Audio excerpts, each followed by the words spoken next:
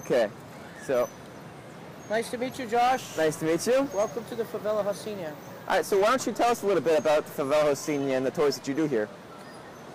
The idea I started in 2007, and I started with the purpose of being able to show people this community in a way that maybe they are not used to seeing.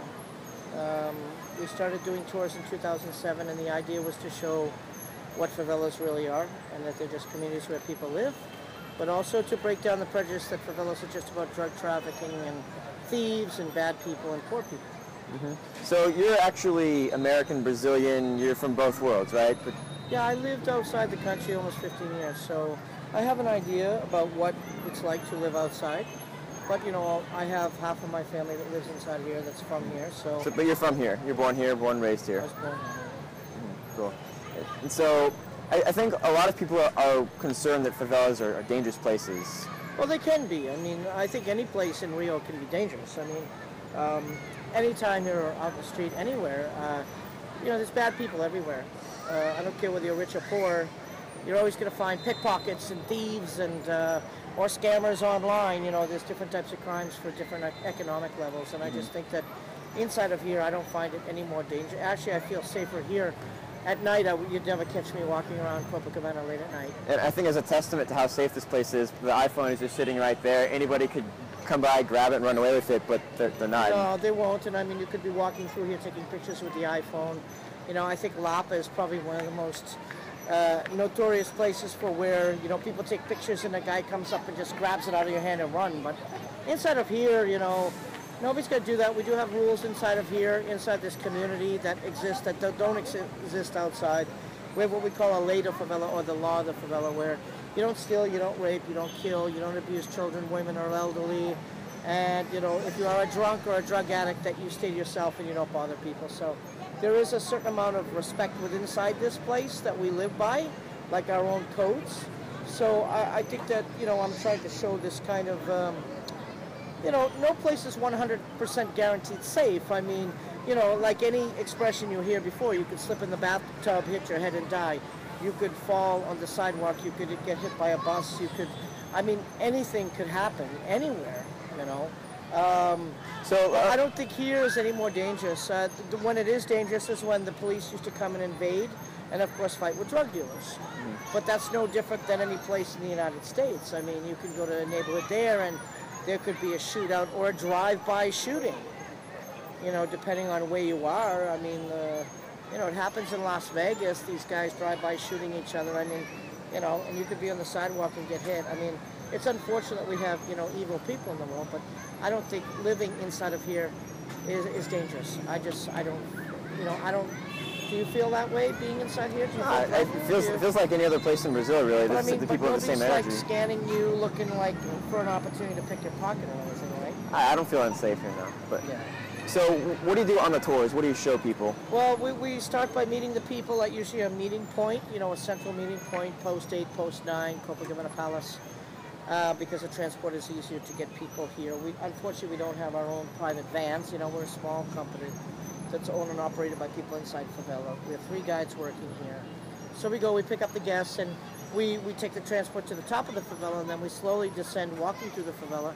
And the idea is to explain how the electricity, the water, the education, healthcare, property ownership. We receive a lot of architects, journalists, people that want to know inside information about what life is like here, because unfortunately all they hear is about the drug traffic and the violence, but they don't hear about like the lives that people live here, what they do for work, what they do for enjoyment, political things. We do have a residents association that's been in operation here, our community government, since 1961, how they operate, the future of the favelas with the changes now with the economics of Brazilian becoming, you know, more powerful country in the world. I think they're ranked number 6 now in the world. Yeah.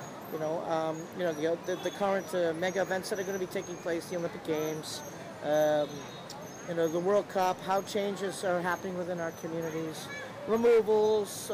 We talk about anything and everything. You know, I'll talk about drug traffic. I mean, it's something that unfortunately in this world, it's a reality. It exists. So, you know, I don't hold anything back. We do explain things, but I think the main thing is to show people that favelas are more than just, drug trafficking is a very, very, very, very small percentage of the population that's involved in that, Okay. And so what's the effect on the local community here as a result of the tours that you do? Well, I mean, if you go to my website, we're involved in a lot of things. We deal with housing. So the idea is for people that want to come and live here, stay here, experience life here, train in jiu-jitsu or samba, or play paintball or rock climb, surfing. If they want to do research, some sort of thesis paper for their education, or they're a journalist or professional photographer or filmmakers that want to do documentaries here, we try to accommodate their needs too as well, because I think the favela needs to be shown in a different light, so these people do, help to show the good side. I refuse to do documentaries about drugs and traffic, because that's been already done. There's so many videos on YouTube about drug traffickers and stuff. I don't think we really need to cover that anymore. It's about showing the good things that exist inside of here. So we do, we work with volunteers. If volunteers want to come to the favela here, I have a list of trustful nonprofit organizations that are good, that are not looking for money, that they're looking for volunteers that want to come and sincerely help. The idea is to try to make sure that everybody in the favela benefits. Both the visitor, whether they want to stay in the favela, visit the favela, volunteer in the favela, whatever they want to do. I want our website, because I live here and all the people that work with me are from here. The idea is not just for me to benefit. The DJ school that we have as well is 100% funded through Favela Tours. So the idea is to give more of an authentic view of the favela, because we do live here night and day, so we know everything that happens here. You're not going to get an artificial van or Jeep tour where you sit in the van and you contact the people, A lot of people, some people criticize favela tours because they say that they're like a zoo tour, that you're exploiting the people in the community. What do you say to those people? Well, there are tours that are like that. As you've seen walking through the community, people know who I am. They say hello. They know the work we do. They know what I'm trying to do, which is to show the other side of what favelas are. And the only way you can do that is by having people come in. Yes, it's a poor community, but people are not starving here. As you've probably seen people pass by and children and stuff. Nobody here is starving. There are people that have it rough and life is tough, but nobody here is starving. And the idea is to show, the reality of what these places are. So for me, that's kind of our mission statement, is to make sure that people get an accurate view of what the community is through the lives of myself and the other guides that live here, and also through the activities that they do. They get more of an accurate picture of what the life is like. To sit in a van, drive through the community, and not have contact with the people. When I do a walking tour here, there's a lot of contact with the people.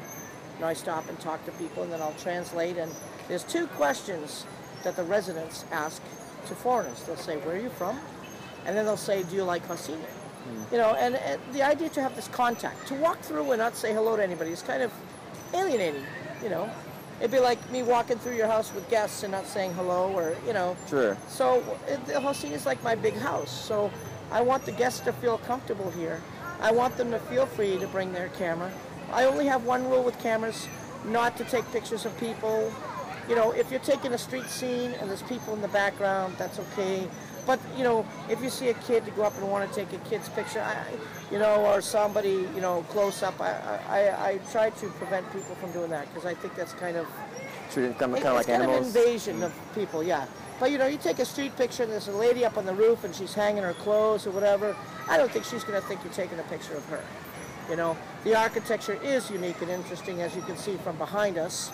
The unique style of building here, it is interesting and attractive to a lot of people. So, right. So if people are interested in going on one of these favela tours, how can they get in contact with you? They can go to our website, which is www.favelatour.org. There's another site that's favelatour.com, and that's the van tour. So for people that are disabled or have, physical issues, because ours is a full walking tour. It's 4.5 hours long. So it's not a workout, but if you have a knee problem or a back problem, then I refer people to the other tour, because it's like, maybe for older people, they don't want to walk and the ground is uneven, and the first thing is security and making sure that the guests that I receive are able to receive a comfortable experience. I don't want people going, oh, my knee hurts because we went down the hill too much, or, I want to make sure I accommodate people. So favelatour.org. .org. All right. Yeah. And real quick, show us. You got your shirt here. This is the Rocinha. It's a funk scene. I like graffiti and stuff. I've always been kind of involved with And your graffiti tattoos, Rocinha. You got. I got it all over me. You can't really see it at the demo, but I'm kind of like the unofficial ambassador here in the favelas. So the idea is to make sure that favelas are seen in an accurate light, and that I think for a lot of foreigners, favelas can be fun places. We're right behind here, up above. You can't see it, but you can see like a gated area there. There's a football stadium up there where people can play football. We've had foreigners come in and play football with the locals. Behind that is the paintball field. So if people want to come in and play paintball with the locals. I really want to go play paintball now. Yeah. Well, we'll organize it. Well, I'll get you up there. What you do is you got to take a motorbike unless you want to walk all the way up there. And I'll introduce you to the guys that run it. And they have a Facebook page too. I think it's called Rocinha Paintball. Okay. Cool. So if you want later on, I can refer you to the page and you can take a look at what they're doing. And yeah. So. Well, I think we'll just wrap it up here. So thanks a lot for doing this interview and for showing us your home. No problem. Come back. All right.